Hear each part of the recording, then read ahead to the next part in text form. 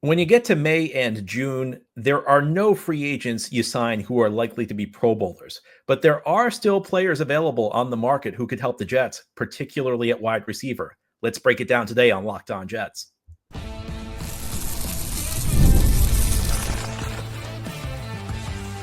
You are Locked On Jets, your daily New York Jets podcast, part of the Locked On Podcast Network, your team every day. Welcome. This is the Locked On Jets podcast, part of the Locked On Podcast Network, your team every day. It is Wednesday, May 28th, 2025, and I'm your host, John B. from GangGreenNation.com. Thanking you so much for making the show your first listener, first watch every day. A big shout out to you everydayers. This is a daily podcast covering the New York Jets with new episodes each day through the week, Monday through Friday. On today's show, we have our weekly mailbag. Each Wednesday, we try and do a mailbag with listener questions. Let's begin. Our first question. John, I'm a longtime listener from Los Angeles. My question is geared toward the Week 1 starting roster for this upcoming season. Has there ever been a Pro Bowl signing this late into the offseason, like an unbelievable training camp cut or a guy signed off the street due to injury? I'm staring at the number 2 receiver spot in utter fear of it being a weakness. It could stop our passing game. All you have to do is just double Garrett Wilson all game, and you have a good chance of stopping the Jets. Wondering what the historical odds of us signing a star number 2 receiver is at this point in the calendar. Well, to answer the question specifically, the odds are not good. Yes, there have been players who have signed at this point or later who have gone on to make the Pro Bowl that season. The most famous one who might resonate with Jets fans would be Brett Favre. After he left the Jets in 2008, the Minnesota Vikings did not sign him until the summer. He made the Pro Bowl in 2009. It does happen occasionally. If you're looking for a star level player at this time of year, I think you're kind of at the point where you don't control your own destiny, because there is not going to be a star level player available at every position. If it's likely that somebody's going to shake free, and that's, somebody may be in a contract dispute with his team and demand a trade, or, sometimes there are even surprise cuts, but that's not going to happen at every position. That may happen at one position. And then if such a player becomes available, he will be a very highly desired commodity. So you can't count on finding a star at this point in the calendar. But for the Jets, I don't think that that's really the relevant question, because the Jets don't really need a star receiver. Now, look, I would absolutely love a star receiver. In fact, I'm a big believer, get 2 number 1 receivers on your team, because that makes your passing game a nightmare matchup for your opponent. But what do you need? Well, the Jets have a number 1 receiver. So really what they need is a number 2 receiver. The guys that they have right now probably are not going to cut it. I mean, you have Josh Reynolds, who's been like a depth player for most of his career. Alan Lazard, who's been a depth player for most of his career. You could talk about the young guys. You could talk about Arian Smith. You could talk about Malachi Corley. You could talk about Xavier Gibson. None of them are proven. And in the case of Corley and Gibson, I mean, they both have track records of not looking too good. So they would need to make big improvements in their game going forward. So, there are no good number 2 receiver options right now for the Jets on the active roster. Are there good number 2 receiver options available on the open market? Well, you have guys with big reputations. At the time we are recording this podcast, you still have guys like Keenan Allen and Amari Cooper who are unsigned. And it's not clear how much either of them has left in the tank. I mean, if you've been following their careers, both of them have been kind of trending downward. Now, if I could sign one of the two, I think I'd go with Cooper for 2 reasons. First of all, he's about 4 years younger. Second of all, his struggles last year, I can at least build a compelling case that maybe it wasn't entirely age related. He started on a Cleveland team that was every bit as dysfunctional as the Jets, if not more so, and then went to Buffalo, which was obviously a much better situation, but a situation where you're moving to a new team, new teammates, new coaches, new playbook, the middle of the season, even with a quarterback as great as Josh Allen, it's not always the most conducive situation to having success. I also think, Cooper's game in theory could be built to age well, because he's really based on precise route running. Would I be fully confident that either of these guys could come in and be a good number 2 receiver this year? No, but the big question with the Jets right now is, are they better than what the Jets have? And I think the answer to that is quite possibly. The Jets are obviously in a situation where I guess you want to call this a rebuild. This is rebuild number 5 of the last 12, 13 years. And normally when you're in a situation like this, year 1, new coach, year 1, new GM, you're really just focused on the future. You're focused exclusively on the future. But there are competing things happening right now with the Jets. they're competing values. Yes, you are seeing a youth movement on this team. You've seen a lot of guys 30 plus head out the door, and that's good. That's the right move for the New York Jets. I mean, I think we can debate how many of these older guys the Jets really should have been interested in the first place. So you're seeing, this is going to be a much younger roster this year. At the same time, though, there's another really important objective for the New York Jets this year, and that's to get Justin Fields to play really well, because Justin Fields is a critical player for the Jets. And yeah, look, the Jets don't have as much invested in him as they did, drafting Zach Wilson second overall. They don't have as much invested in him as they did drafting Sam Darnold third overall after a trade up. But Justin Fields is still really important for this franchise. If Justin Fields fails, it hurts because the Jets aren't paying him the league minimum. I don't think Justin Fields is the type of guy you can say if it doesn't pan out, no big deal. It's not as big of a deal as, Zach or Sam. It's the type of thing you can move on from quicker, but it hurts. I mean, the Jets gave him a lot of money, and the Jets are guaranteeing him money next year. And as we discussed on yesterday's show, if you're an everyday or you heard me talk about this, that Justin Fields is important because he's that kind of guy that buys the Jets time.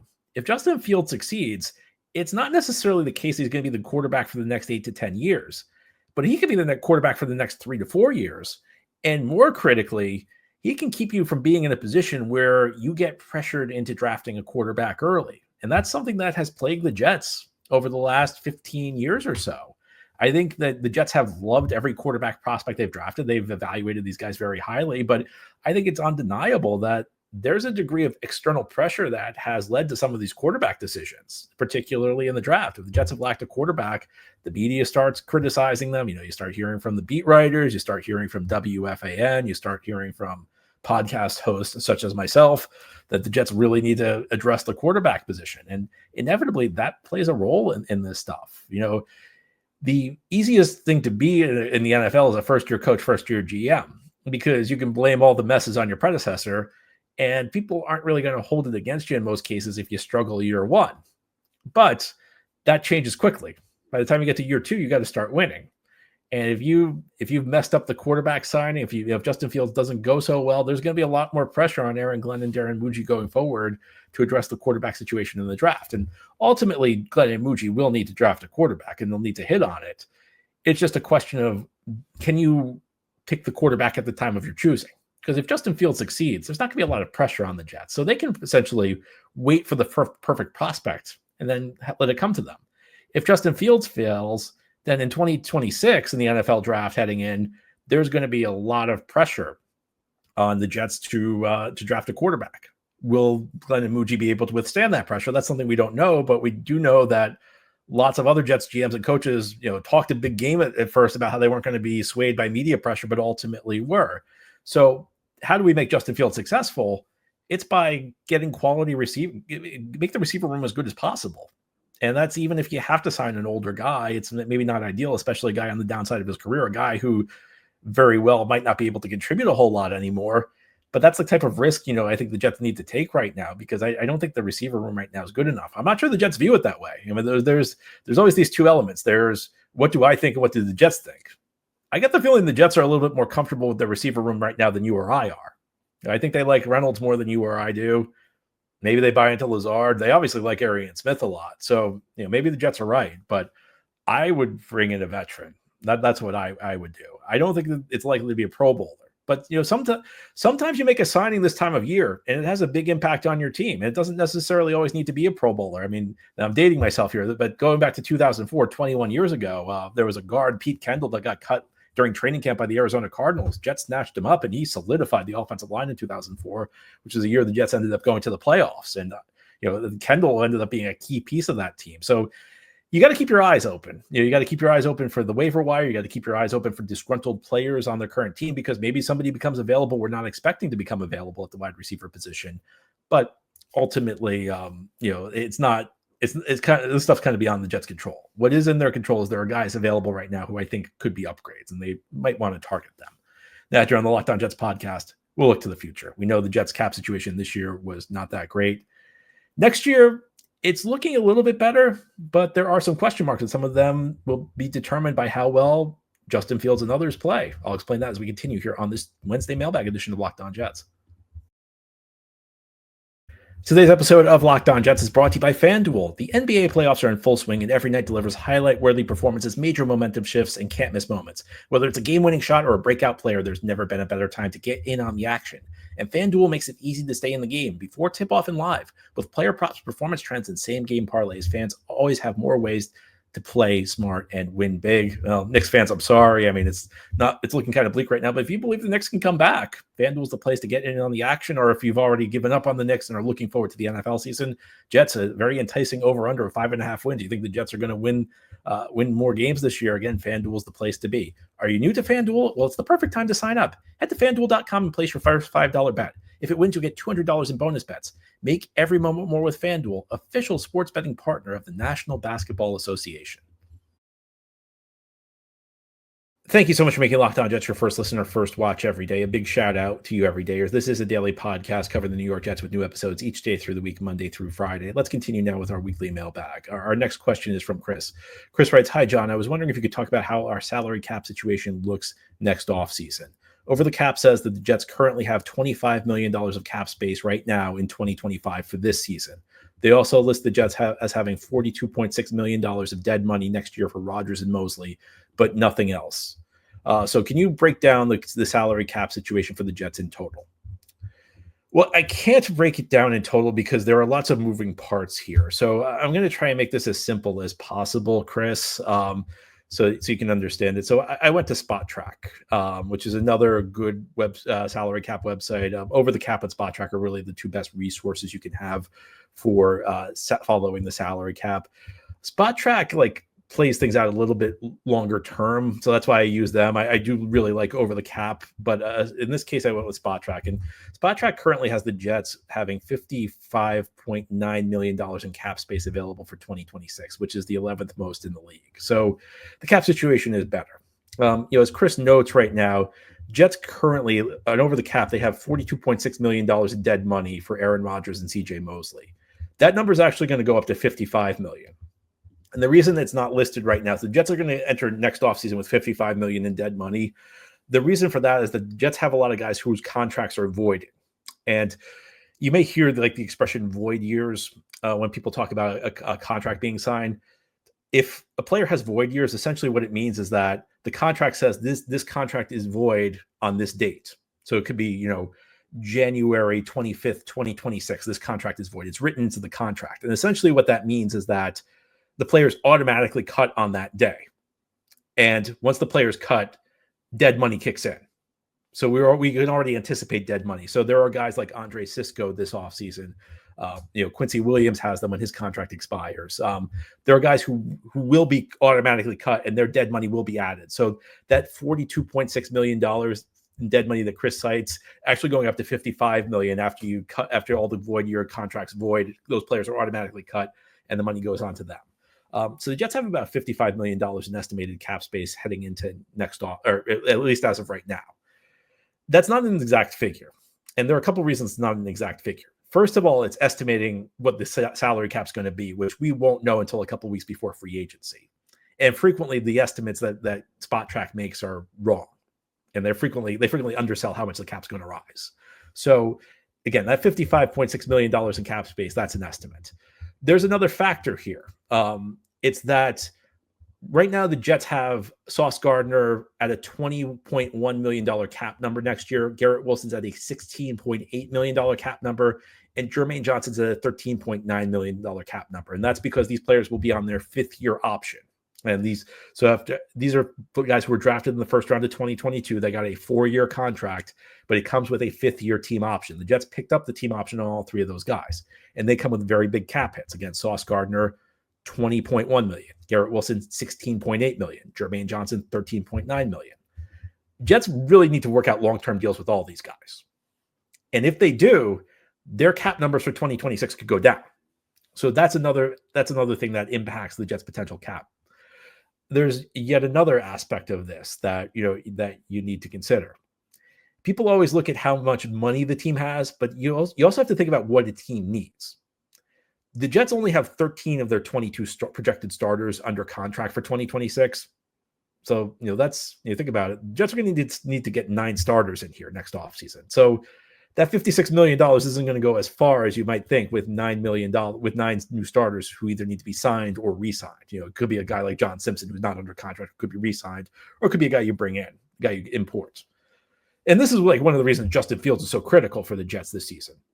Because if you get a good quarterback, that kind of lifts the team up. You don't necessarily need your needs are less pressing when you have a good quarterback in the mix.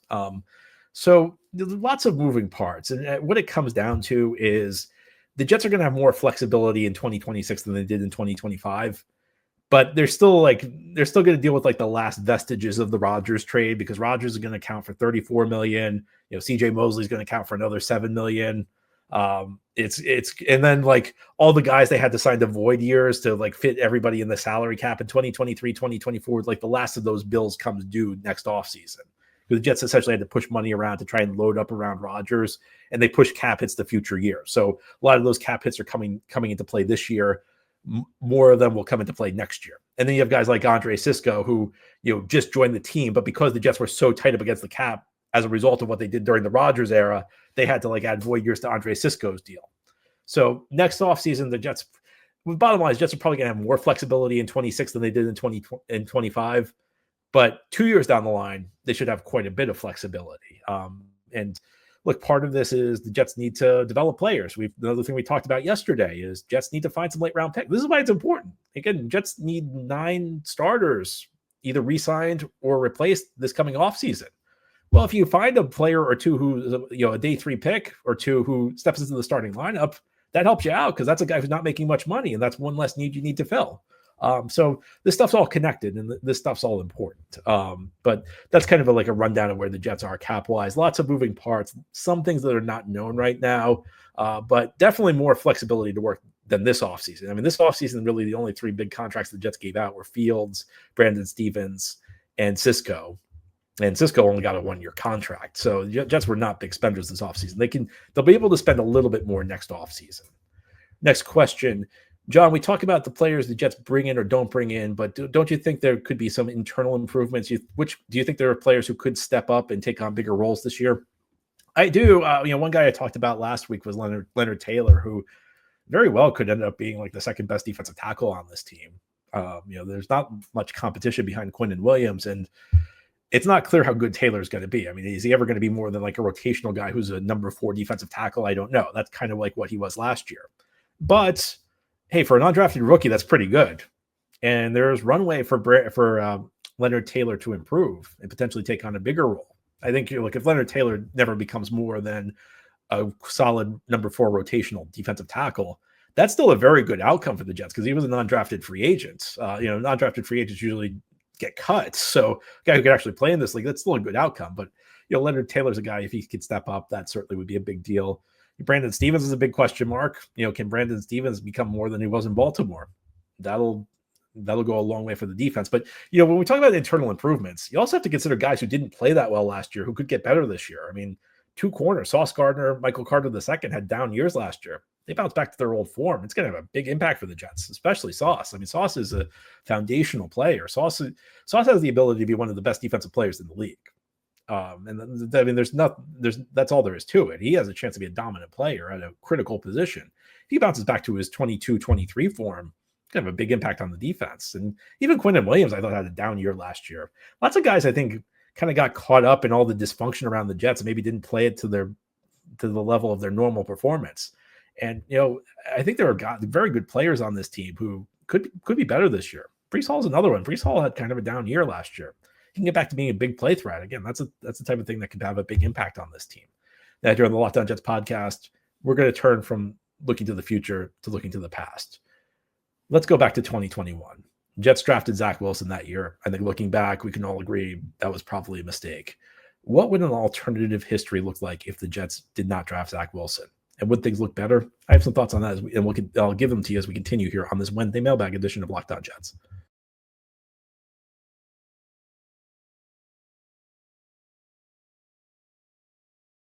This is the Locked On Jets podcast. On this Wednesday, we're doing our weekly mailbag show. Let's continue. Our next question. Last week, a question asked you about rethinking or regretting past moves with the Jets. Although it's irrelevant to future success, it gives us something to talk about right now. What do you think the outcome would have been if the Jets had kept Sam Darnold after they hired Robert Saleh and Mike LaFleur? Would it have been more successful than Zach Wilson? And would it have prevented the Rodgers disaster? So that's a good question here. So let's go back in time. The year is 2021. This is the point where the Jets decided to trade Sam Darnold and draft Zach Wilson second overall.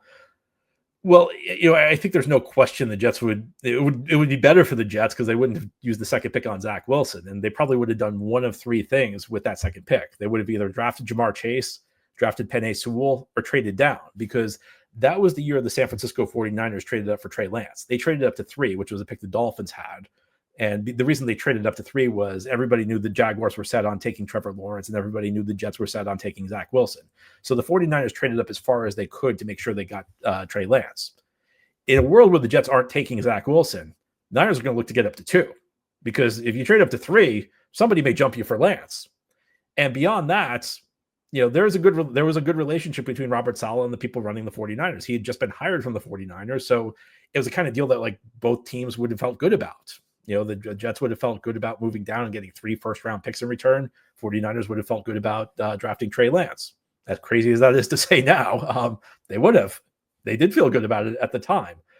So clearly in that scenario, like the Jets are like, would you rather have Jamar Chase or Zach Wilson? Would you rather have Penei Sewell or Zach Wilson? Would you rather have 3 first-round picks or Zach Wilson? The answer to that is rather obvious. I don't think Sam Darnold would have been successful. I think Sam Darnold needed a change of scenery. And you have to remember, the 2021 Jets roster was not good. They did not have good pieces around Sam. They would not have had good pieces around Sam Darnold. So I don't think he would have gotten like the Minnesota result last year when you put him with Justin Jefferson. And also, like, Darnold had a couple of years to improve. Darnold had a couple of years to sit on the bench and get better on the practice field and think about like how he wanted to approach things. So, I don't think Darnold would have been successful. Do I think the team would have been more successful? Again, you put Jamar Chase on the team instead of Zach Wilson, things are going to get better. And then there's kind of like a multiplier effect there, because if Jamar Chase is on the team, then the next year, 2022, you don't need to draft Garrett Wilson. So you can draft somebody at a different position with the 10th overall pick and maybe upgrade another spot on the roster. Or you could trade down and just be loaded up with draft picks and, really build a great young core for the roster. So lots of different ways. The Jets, undoubtedly, the Jets would be better. I'm going to throw one other scenario at you, though. What if the Jets still trade Sam Darnold, but make one tweak to the trade? Because this is something that kind of gets lost in the discussion. I think the Jets made the right move. Look, in 2021, Carolina comes to me and offers a 2, a 4, and a 6 for Sam Darnold, based on what Darnold had done to that point. It's a no-brainer. But the Jets took the 2, the 4, and the 6. But not long after that, the Carolina Panthers had Teddy Bridgewater, a veteran quarterback, who they traded to the Denver Broncos for a 6.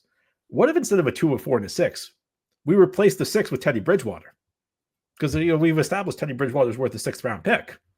So instead of Carolina sending Bridgewater to Denver for a 6, Carolina just doesn't send us a 6. Instead, they send us a 2, a 4, and Teddy Bridgewater. And in that situation, the 2021 Jets were not going to be in good shape anyway. But with a team like that, it would have been better to have a veteran quarterback, someone who's not going to be fazed by a bad situation, someone who's going to understand how to set the protections, because look, your offensive line can't block. You at least want to make sure you're in the right protection. Someone who get the ball where it needs to go instead of having a rookie out there who's kind of like a deer in the headlights like Zach Wilson. Then it wouldn't have been very exciting. I'm sure it would have generated a lot of media criticism because the media loves to get quarterbacks in here with a lot of buzz. That may have been the best thing for the Jets. Would it have prevented the Rodgers saga? I mean, I think the Rodgers saga was just Woody Johnson deciding he wanted Aaron Rodgers. And I don't think anything short of the Jets having an actual franchise quarterback would have changed that. But I don't think the Jets would have had a franchise quarterback in here by the time the Jets made the Rodgers trade. The one thing I'd say is that if the Jets did the trade down with San Francisco and loaded up on draft picks, maybe the roster would have been good enough to support Rodgers. And maybe the trade would have been a more logical move at that point. But I think Woody Johnson just lost his mind because the Jets had a losing streak at the end of 2022. And then Rodgers trade went into motion. So the Jets would be better. I'm not convinced that they would have avoided the Rodgers trade, though, because the Rodgers trade was just Woody being Woody, and Woody just like taking his Woody Johnson-ness to the next level. Not good stuff. Next question. Who's an important player for the 2025 Jets that nobody's talking about? We know all about Justin Fields, but is there somebody out there who's a critical player for making this team have success? The guy I think is Andre Sisco. He's a guy, it was one of the three big signings the Jets made this offseason, and nobody's really talked about him all that much. And understandably, most of the attention is on Justin Fields. I think a safety is a critical player, especially a deep safety is a critical player for making Aaron Glenn's defense work, because you're going to see a lot of blitzes. You're going to see a lot of man-to-man coverage. So there's only one guy when you play man-to-man coverage when you blitz. You're typically only one guy deep. There's a deep safety who's there to kind of like clean up messes. Somebody misses his assignment. The safety's got to go clean it up. Also, in a defense like this, the safety's got to be the guy who generates lots of interceptions. Cisco had a down year last year, but he was coming off a 3-interception season and a 4-interception season. When you're playing man-to-man, it's tougher as a corner to get interceptions because you are focused exclusively on the guy you're covering, so you can't really turn your head back to the ball until it's late. When you're playing zone, it's much easier to make interceptions because you have to watch the whole play develop in front of you. And because you're playing a spot on the field, you read the quarterback's eyes, you can jump routes. That's not the case with man-to-man. You have to focus on where your guy's going, because if you take your guy off your man, he could run across the field without you noticing. So the one guy who's playing zone, even though the corner is playing man-to-man, there's usually one safety who's playing a deep zone. He's the guy that's got his eyes on the quarterback. He's the guy that can jump in and make interceptions and make those game-changing plays on the back end of the defense. And I'm on record. I think Cisco is going to be a good signing. Jet safeties have burned me in the past. Some of these moves, I've praised a lot of Jet safety moves during off seasons, and they've come back to make me look bad. But Andre Cisco, I have faith in you. I think Andre Cisco is a really important player for this team in 2025. That's all for today's episode. This has been the Locked On Jets podcast, part of the Locked On Podcast Network. Your team every day is our motto. As always, if you enjoy the show, hit the subscribe button where you're watching or listening so that you'll never miss an episode. If you enjoy the show and are listening on the podcast source, give it a 5-star review. And if you're watching on YouTube and enjoy the show, give this episode a big thumbs up. Helps us out, helps other Jets fans find the podcast. Enjoy your Wednesday, everybody. We'll be back tomorrow to talk more Jets.